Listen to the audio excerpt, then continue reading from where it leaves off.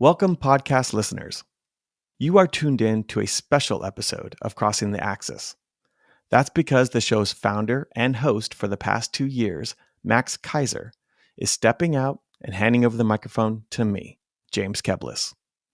In this transition episode, Max starts us off with an update on Pipeline and shares with you what it was like trying to build a tech startup. Spoiler alert, he doesn't recommend trying it. He also introduces me and shares his trust for what I will and hopefully will not do with the show. I consider it an honor and a responsibility to be the new host for Crossing the Axis. And while you will hear some variations in future episodes, Max's mission to provide you with practical and applicable business advice will continue to be my focus too.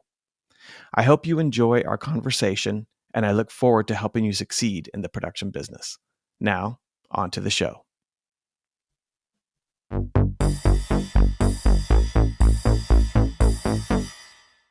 Hello and welcome back to Crossing the Axis, the business of video production. It has been a while since we have been on the show. It's been almost exactly a year since my last podcast with Alan Ney. You're probably wondering what the hell happened to me and to the show. Well, it's been a difficult time, but it has been a good time. But we did decide to have to shut down Pipeline, the software that was really the reason that I began the podcast, was sort of just to get to meet more folks that might want to use Pipeline and be interested in Pipeline. That was the reason for its genesis, anyway.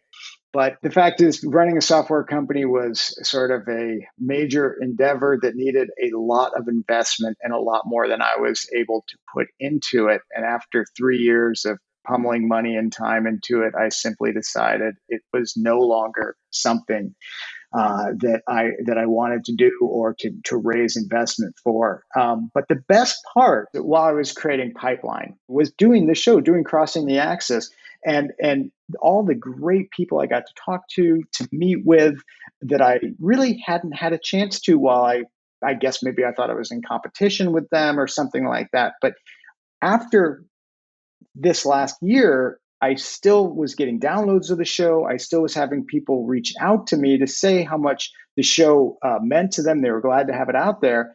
And one of the people that reached out to me was James Keblas. James Keblas is an old friend of mine from the industry. He has been involved in nearly every aspect of the industry over the years.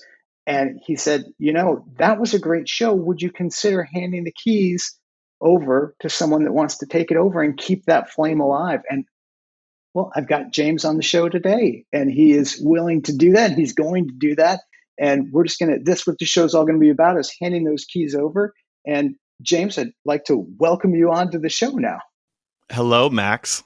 James is offered to carry the show on, which is, for me, the greatest, most flattering thing I could ever imagine, because I really wanted the show to go on, but I'm no longer really in the video production world, and I couldn't be more excited because the show keeps getting downloads and it should be carried on, and he's offered to take it on. So this is absolutely fantastic. So I thought maybe we could just back up for a second. And if you don't know James, just get to know him for a second. James, you have done so much in the film video production sphere. Starting back in 2005, you're director of Seattle's Office of Film and Music. Then you go on to be the president of Creature, which, I know when I was starting my production, we were like, oh man, Creature's a big, fantastic company. We'll never be like them. Doing campaigns for Dickies, Seattle Opera, Alaska Airlines, Brooks, all these fabulous companies we all want to work for. And then over to the video software world of ShareGrid, a software that, if you don't know, is just a fantastic way to rent your gear and get it out there. And it was a really unique company that grew out of the Seattle area. And there's you were doing BizDev for ShareGrid, or I'm sorry, it was. Yeah, I was the director of growth for ShareGrid. So it was the early stages of just a small group of people doing a startup, as you know. That's a lot of fun. Tech startup. And then finally, the BizDev general manager at All Is Well, who we've had, Tony Fulgram. I think someone else's name who I absolutely Tara Fulgham, Tony Fulgham. Fulgham, exactly, on the show as well. And that was a great show about creativity and production. Anyway, all this, phew, uh, James, what ties all this together? Well, before I answer that question, Max, I really want to tip my hat off to you. I'm not going to let you get out that easy. We're not going to transfer it that easy. I just want to say that how much I admire what you've done here, and a great part about why I'm excited about taking over the hosting responsibilities of the show is to continue the legacy that you've built. And you've had some great conversations. You've done some great work. I feel an honor to have known you, and I also feel a little bit of guilt. I feel like I'm one of those people that maybe contributed to just coming up short for Pipeline because I was, running a production company, and you were hammering me, hey, come and check out our stuff, and my crew, and they all say, God, we need something that's better for scheduling and better for budgeting. And I said, well, let's just try Max's thing, and finally got around to it. And you were saying, yeah, I'm going to wrap it up. And I went, oh man, God, how many people are like me that didn't do it? But I thought you have a lot of, I have a lot of respect for people who take risks and try things and do just go out there and try to solve a problem, especially when that problem is bigger than just themselves or it's more than just money. And I thought that's what you did with Pipeline. You were really trying to solve a problem. You took a really, strong kind of novel tech approach to it. Having worked in ShareGrid and doing the startup thing around film, I understood what you were going through personally. I know how hard it is.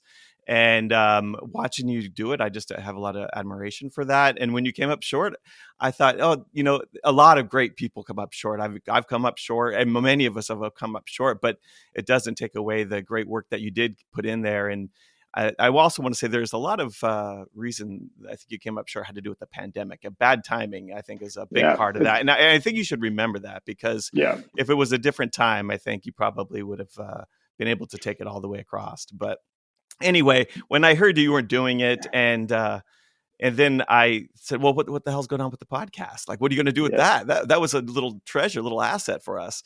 And you kind of had no plans for it. And I went, I'll take it over. I'm stepping out into the consulting world. I'm stepping out into kind of trying to help, video production companies and commercial film production companies grow. And I thought the conversations that you had were important, and I think they should continue. And so you and I talked, and you were into it. I like the idea of keeping your legacy. And I know a lot of these people that are on the show. I mean, I'll get, Tony on there, and Alan and I go way back and work together. Many other people in the Pacific Northwest that I know. And I just think that you've had some really honest conversations. I thought the transparency and the candor was refreshing, and nobody was protecting, their little fiefdom or anything like that. You really brought out some nice stuff. And I think that's a good practical advice that needs to continue to happen. So I just want to make sure that I said that to you thank because I have you. a lot of respect for what you've done, and it's a real honor to be able to take it over. Oh, I appreciate it, man, on every front. And, I mean, I would add to the demise of Pipeline was simply that I think it probably could have continued. I also realized I really don't love tech. I just was like, I loved video production. So I did it for, so many years. I had a video production company when I was in fifth grade, and I think I had some form of it all the way through. Hand Crank lasted 15 years, but honestly, that was the only one that was, really financially successful. And I think, but honestly, tech I was in for 3 years, and within about a year and a half, I realized that sitting in a lonely room, like writing coders in Bangladesh to, do your bidding, it's just not that great. Like it was just sort of my dream to help people build the technological moat that they needed to help make their companies more successful um, lives on. I hope someone figures it out. And I think there actually are a few people that are doing a better job than we were and that have raised a ton more money than we ever tried. Actually, I never tried raising any money. But I just will say that tech was not really, there's not enough people stuff going on in it for me. Right. So for anyone that is working in video production and they have a big bright idea around doing some tech tool or some solution like that you had, and you're like, "Oh, I could solve this for all." What do you say to them in that moment? I mean, I would just say really dive in and research and talk to people. And I did the research and it showed me the numbers of how much it was going to cost. And I just flat out didn't believe it. I was just like, oh, I can figure it out. I can do it cheaper than that. I can figure it out. In fact, I doubled their numbers. So, I was about a 500,000 into it by the time that I finally said uncle. And honestly, it just simply that you're just constantly writing checks and you're constantly waiting for something to be delivered to you. So if you're a tech founder, great, go for it. I would really say that if you're not a tech person, you're going to have a very hard time understanding why everything is so much harder to do than you could have ever thought. And everyone is telling you something is going to get done and it then doesn't get done and you can't understand why. And it's very difficult. We're, as video people, I think nearly all of us started at some point just holding a camera and doing the work ourselves, doing the editing ourselves, and then we sort of grew from there. Certainly that's my story. And so you understand how long something should take to edit. You understand how long a video shoot should take and how much it should cost because you did it all and you know where corners can be cut. Man, when you get into tech, you don't know these things. And so it's just very difficult and very frustrating to do it. So if you love tech, go nuts. If you love video, you might want to stick with that. Right, right. Yeah, smart words. And now you're no longer in the film production business at all, right? I'm not actually. I thought about it and I just decided, honestly, I didn't want to go start another video production company. I felt that I had sort of said what I wanted and done. We did over 750 videos with Hand Crank. A number of the people that worked with me went and started their own companies and they were already taking off and doing great. I certainly didn't want to be competition for them. And I probably couldn't have even done what I did without them. And so I just I've always had our family as involved in investments, and I'd always been sort of one foot in that, always an owner of that company. And I just said, that's a world that I have never gotten into as much as I wanted to, financial and investing. And I had some great opportunity to jump in there. I just said, I'm looking for something new. That said, I still have some ideas of things I want to produce on the more speculative side of things. That is like a reality TV show, maybe a short film. I still am very interested on that side of things, just probably not in the video production for the world that Crossing the Axis was developed to talk about, which is the world of making it a business that you can live, that can pay the bills, that you can raise a family on, that you can enjoy and do creative work, but also make a living and have a regular income. These are the key credentials that for me going into Hand Crank had to achieve. And that's what I was really trying to do with the show Crossing the Axis, is help people to find the way from just being creatives to being creatives that could successfully run a video production business. Yeah, I think that's probably what gets me the most excited about it too. When I got my start into this business when, like you said, when I became the director, basically the film commissioner for the city of Seattle, Yeah. and we're overseeing permits and trying to attract productions and all of this kind of stuff. And I really got to know the people at the front lines. And Seattle's not a motion picture town, right? It's not an episodic town. It's not any of that narrative stuff for the most part. And Yeah. but what we do have here is we have corporate titans everywhere, and we have all these businesses. And as a result of that, we have a lot of commercial business. And I just became close with that world. And I remember one time we were doing, it was a feature film we had brought to town. We'd won it. It was 21 and over. It was like a college comedy romp. I don't know if you remember that or not, but we brought them to town. And I was meeting with the producer and making sure that they have everything they need. They're going to make this feature here. And I go up to him, like, it's probably about a week before production was about to happen. And I go, hey, Pat, how's it going? And he goes, well, it's fine, except you got a crew problem. I'm like, what are you talking about? I had a crew problem. We got a great crew. And he goes, no, but you have good crew. They just don't want to work for me. They only want to work in commercials. And I went, what? What are you talking about? He's like, yeah, they only want to do commercials. They don't want to do feature films. And I was like, okay. So I kind of put that in my back pocket there. And I went back to everybody, a bunch of people I knew in unions and in production companies and all this kind of stuff. And, I'll talk to a lot of people going, hey, I heard this rumor that you actually don't want to do these. And they all went, yeah, we like commercials. And I went, then why the hell am I out here trying to hustle for feature films all the time? I'm doing and losing most of the time, by the way. And so I thought, well, why don't we change it up? And got a bunch of people around the table and said, what would you really like? And that's where we created the Commercialize Seattle campaign. I don't know if you remember that or not, but no, I remember it well. Yeah. Yeah, so it was the Commercialized Seattle, and it was all about bringing commercial production here and talking to agencies and production companies. And we offered incentives. We created the thing called the Commercialized Izer, which was a artificial AI, artificial intelligence.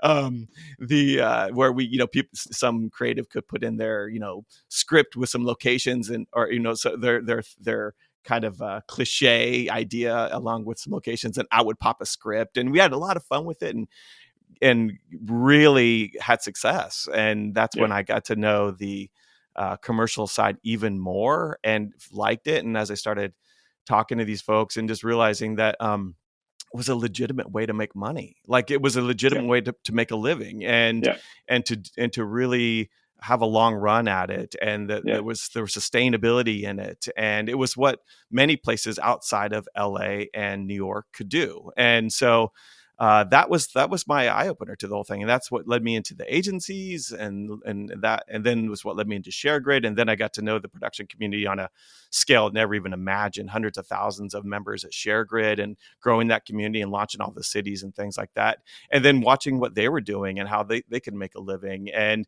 then running a commercial film studio for the past couple of years, and helping a few others, just seeing and learning a lot from other people and how they're doing it, and then applying it and seeing what worked and what doesn't work, and growing a company. And I think there's a lot to be shared there. I think we're kind of in a video moment where video's been happening for a while now. It's been increasing in volume.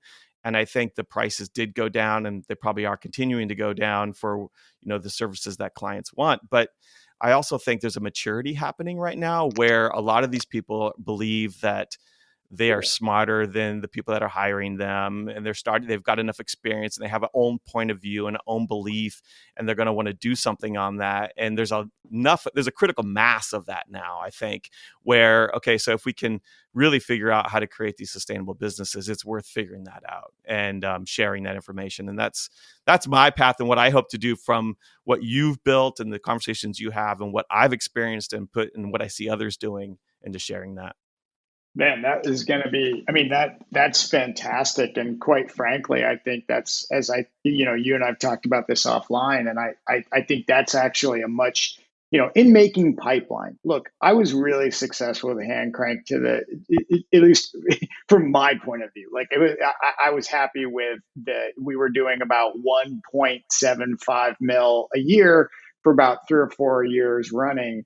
And by the way, James, taking over the show, one thing I will say is try to get people to talk dollars, man. Don't let them dive around it. Like you've got to, I often, when I would talk to people before the show, I would say, I just want to say to you that I don't even know if, I just want you to know that I'm going to ask you about specifics on your financials. And I need you to answer me honestly. And if you're not comfortable with that, I'm not sure we should do the show, because everyone is so sick of having everyone dance around their goddamn numbers. And so I really do think it's important that guests know that they're going to be hit on those, and that they should be ready to talk about it. And, frankly, most people really were. And that was what was awesome. But I do think that's what made the show special, was that I got people to talk about their margins. I got people to talk about their profit. I got people to talk about those really critical areas and not be shy about them. There's this fundamental part of the business that drives me crazy, and always has, And that's the idea that business itself is a bad word in the Hmm. video world. And that's hurting us. That hurts us. Right. That's not us exercising our best uh, foot forward, because we deserve to be. The only way we're going to get the financial remuneration we want out of our work is if we accept and believe in the fact that we deserve it, and that we have the means to get there, and that it's okay to talk about business, that it's okay to talk about dollars and cents just as any other community might. So I just want to mention that was always a little bit scary for me to mention to people, because I was so excited they agreed to be on the show. And Yeah. then I'd be like, okay, but here's the deal. You have to be willing to talk about the dollars, because that's what people really need to hear about.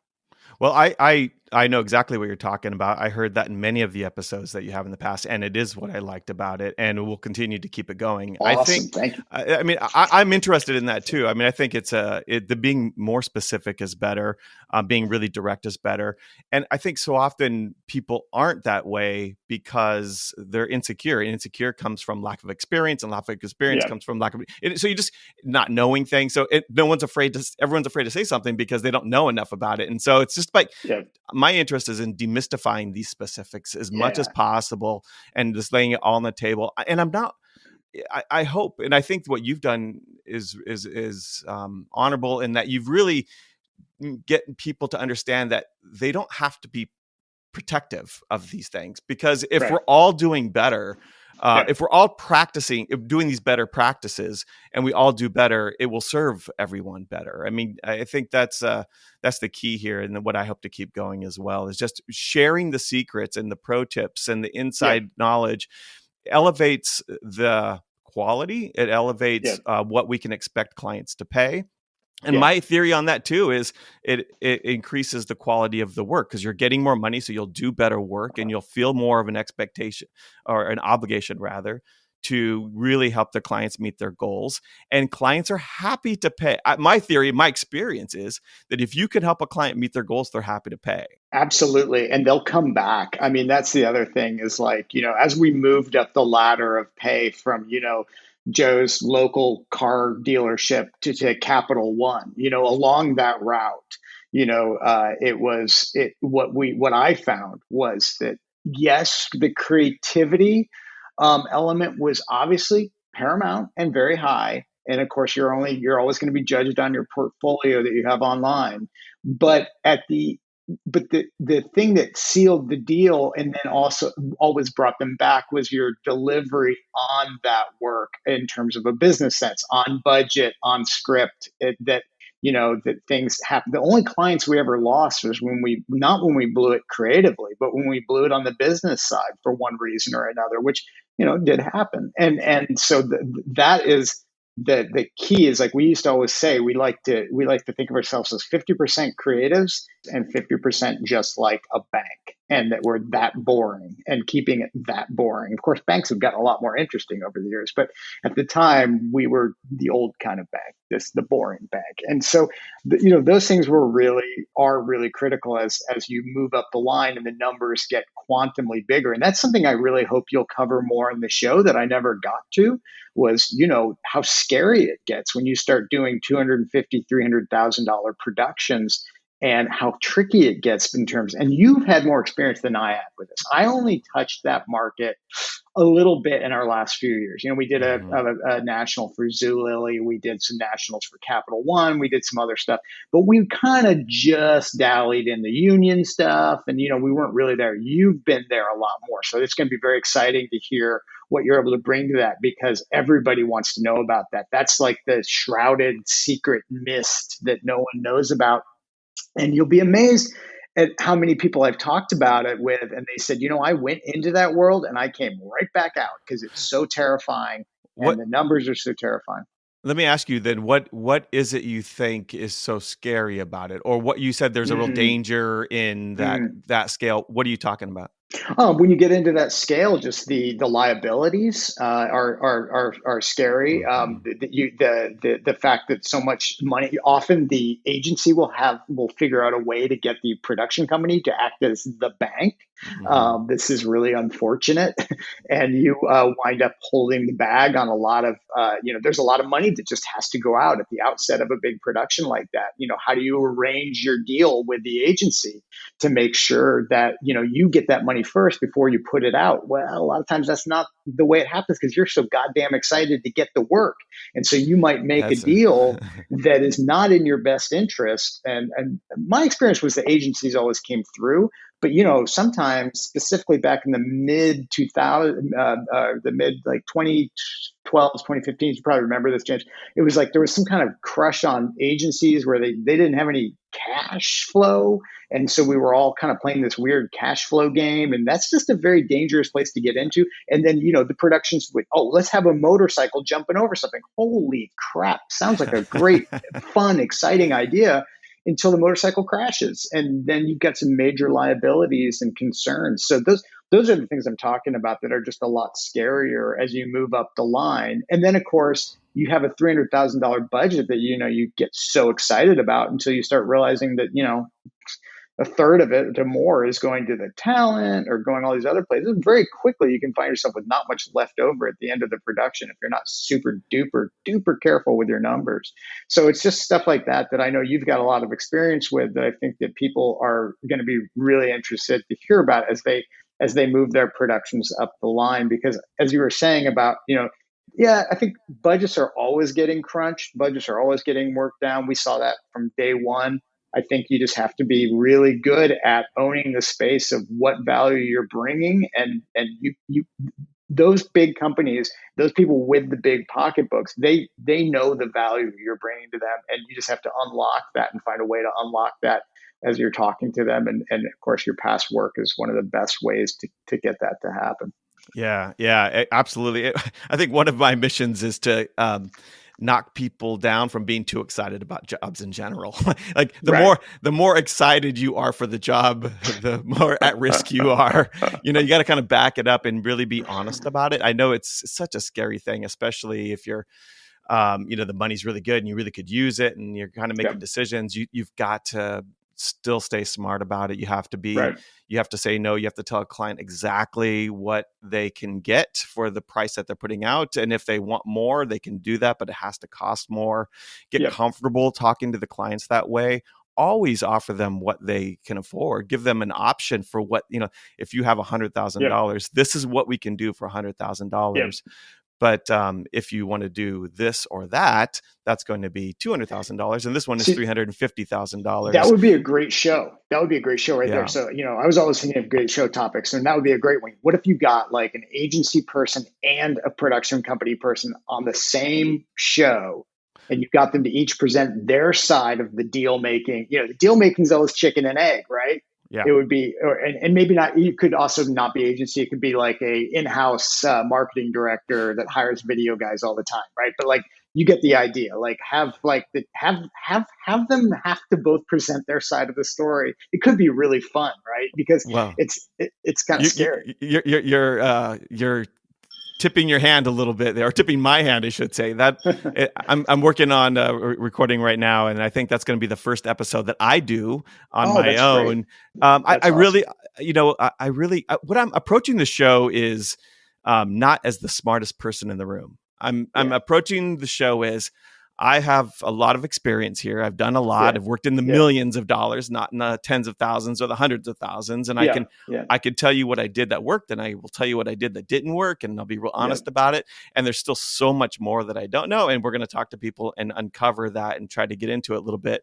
And one of the areas that I really want to focus on is, what the hell are the clients looking for? Like, what do you want? Right. Like, Right. whether you are a brand, you're some kind of a marketing director in a brand and you're hiring agencies directly.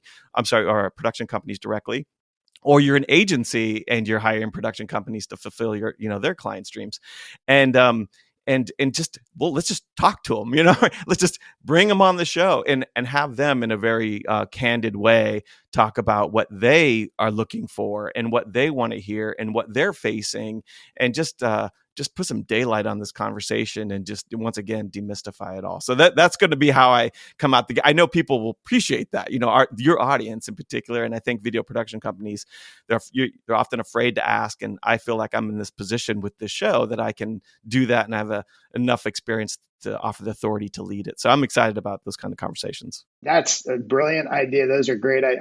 I am now sure that the keys are handed over to you, and it is now your show. Officially, you folks are hearing it for the first time. It's now James's show, Crossing the Axis, and clearly you have really, really good ideas for doing it, and that's super cool. And I'll just say that it's just a lot. It's a lot of fun. It was like literally my favorite part of doing it. The people in the production business are literally, now that I'm a year out from really being in any form of the production business and 4 years out from actually having produced my last video, I can honestly look back and say that it's a great career. It's an incredibly great career. It takes MacGyvers. It takes people that are open to thinking all the way around the box, and you just don't see that almost anywhere else now that I've been in tech and into finance. And I will also say though, folks, it's hard. I will say,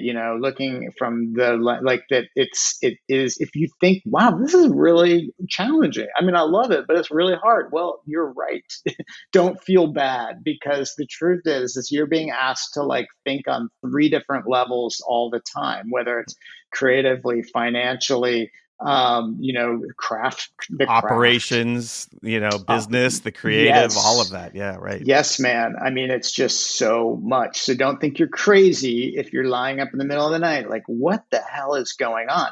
And I will say that you're not wrong. And yet it also can be remuneratively satisfying. And if you stick with it and so forth. But it really also is really fun. And I think one of the best parts of it for me was always being able to be a dilettante, and that is that I just love to be able to drop in on whatever X company or product was doing and learn all about it. And you went straight up to the C-suite and talked to the head of these big places, and you just kind of dove in, and you got to kind of experience whatever they were doing at a very visceral level, and then help them shape the future of where their company and creative was going. And it's different than being in just like an agency, right? Because like you're not just sitting there writing a script or whatever, man. You're out in the field, you're shooting, Yeah. you're creating the moment, the light, the laughter, the prickles of emotion, all that stuff. You are making that out of thin air, and nobody else is doing that out there. Like nobody else is doing that to the degree that we are in the video production world. And that is, it's very, very satisfying. It's also pretty exhausting, which again, I was talking about getting out of business. The other thing I say is like, I just turned 50, and like, I'm not sure. I'm not 100% sure that like I would recommend getting into the business for anyone like north of 50, because like I'm not saying that you It's a can't young keep person's right. game. It's a bit of a young person's game, right? Like I think like 30 or 25 is like, as I said, I had a company for the time I was in fifth grade, and like so it was just such a passion. And yet at that age, it's just like this is I've really, you have to have that passion burning bright to get through all the rest of it.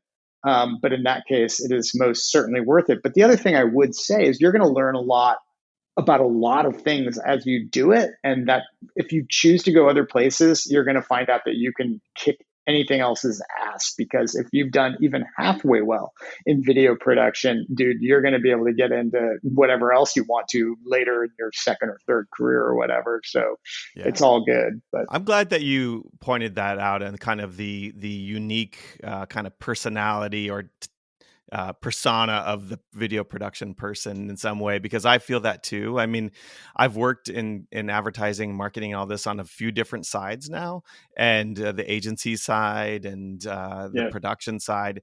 and I really love the production side. And that's my people. It's my spot. Yeah. It's where I feel the most comfortable. It's where I always have been. Yeah. And I have this a little bit of, I was the film commissioner for the city of Seattle for almost 10 years. And in that role, you have the responsibility of all the companies here because it's an economic development, driver. It's supposed to create jobs and grow your business, and you're kind of doing it for everybody. And it's kind of fun for me right now with the podcast to kind of take that same point of view, but rather than for a city, it's for a whole sector of people working in it anywhere in the world, so the country, Yeah. and really empower them to do better. And because it's the people I love, so I'm really excited about that. And while I do think it is a young person's game to start into, I think Yeah. it would be really hard to start into it late in life. But I do think that there is a path for a long, solid, Oh healthy, yeah. Yeah. Yeah. lucrative, Yeah. Yeah. satisfying career that will Oh go yeah. deep into your life. And Sure. and that's my goal actually, is for those young people who get into it because they found a client. They found out they were good at video. They found out they were good, and then all of a sudden someone liked it and then paid them for it. And then they got two people that paid them for it, and then they had three. Then they hired a couple people, and they got to a point where like, oh shit, we're actually kind of good at this, and start asking for real money. And then they start thinking, oh, I'm smarter than the people that are paying me. I should be getting paid for my creative development. And as they're kind of going through that evolution and they get to a point where they really decide that they want to do it, that they want to take this further, but they just don't know how yet. They've never done it before. It's new to them, but they really, really want to go for it. That this podcast is that moment to help them, right? That's going to be the point of view I'm going to speak from mostly. I'm not going to tap. I probably will tap into like the getting started a little bit here and there, a little bit there. But really, it's for when you've gotten to a point in your career where you've asked yourself the hard questions. Do you want to do this for the rest of your life? Do you want to run a company? Do you want that company to be healthy and full of people that you enjoy being around, and have it be sustainable and have clients that that respect you and pay you and all of that? When you're ready to go for that this podcast plays a really pivotal role in helping them get there. That's awesome. And that's all I ever hope to do too. So I'm really excited for you to do that. And I look forward to listening and helping you spread the word about it. I feel like I have to leave off with some word of wisdom.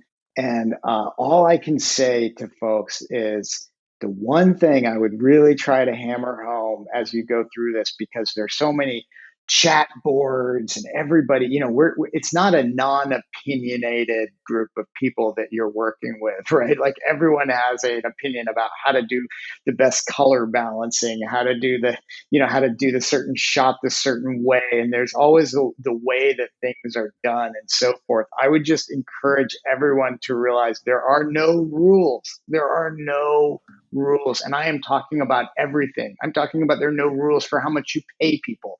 I'm talking about there are no rules for how you work with agencies. There's ideas, there's best practices that you will develop as you go along, but don't let anyone else tell you what the rules are, because more often than not, those rules are made for them to protect their place in the hegemony of the world of production. And that unfortunately is true. It's out there. Everyone wants to protect their turf to some degree. And you just really have to, and you really have to say, that's cool, man. That's the way you did it. I'm doing it differently, and it's going to change the way everything gets done. And that's how progress happens, and that's how things change. And whether it means like, hey, I'm not shooting with a red, I'm shooting with this little, DSLR. Or I'm not, whatever it might be that day. I'm moving over to Resolve. I'm getting out of Premiere. Whatever it is.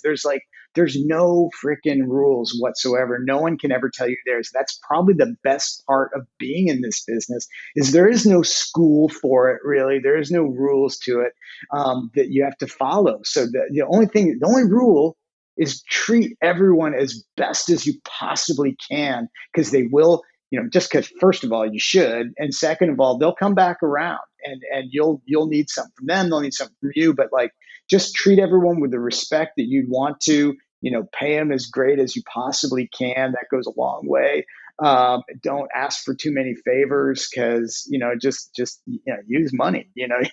And honestly, it's but just that. Just remember, don't believe anyone that says, "Oh, that's not the way it's done." Well, that's not the way it was done, but this is the way I'm gonna do it. And so, Yeah. please, that'd be my only thing to say. That's that risk taker talking in you that that told you I admired earlier on when I was singing your praise. That risk taking Thanks, man. stuff. Well, I'm And excited for you to take over the show.